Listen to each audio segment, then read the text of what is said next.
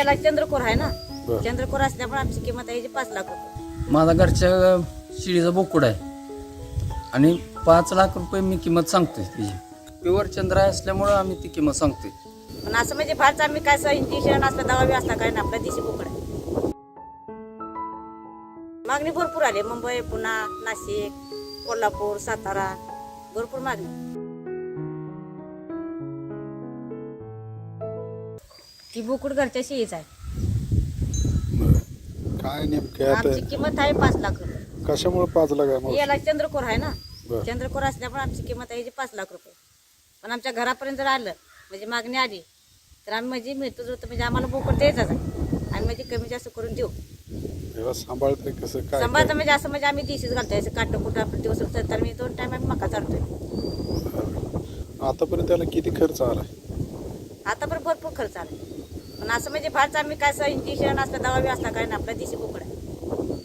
याचं खुराकाचं कसं असते?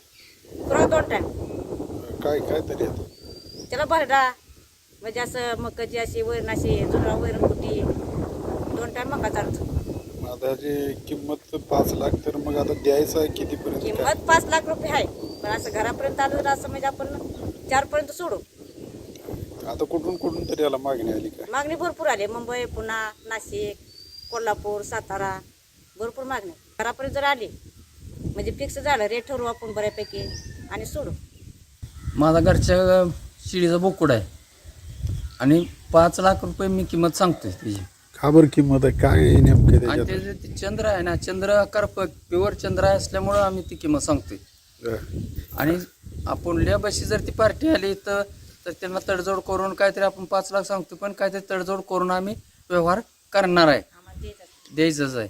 बरं, मग किती वर्षाचा आहे काय आहे? 1.5 वर्षाचा आहे. 1.5 वर्षाचा. बरं, त्याचं मग खुराक कसं काय आहे? नाही, मक्का फक्त चारतोय आम्ही. 2 टायमाला मक्का चारतोय. बरं. हं.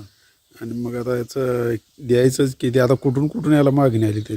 ते पुणेवाले झाल्या, मुंबईवाले झाल्या, बारामतीवाले जे आहे, सोलापूरवाल्याची पण मागणी आहे आपल्याला. आणि ही सातारवाला ती पोच करायची आमच्याकडे काही सुविधा होणार नाही.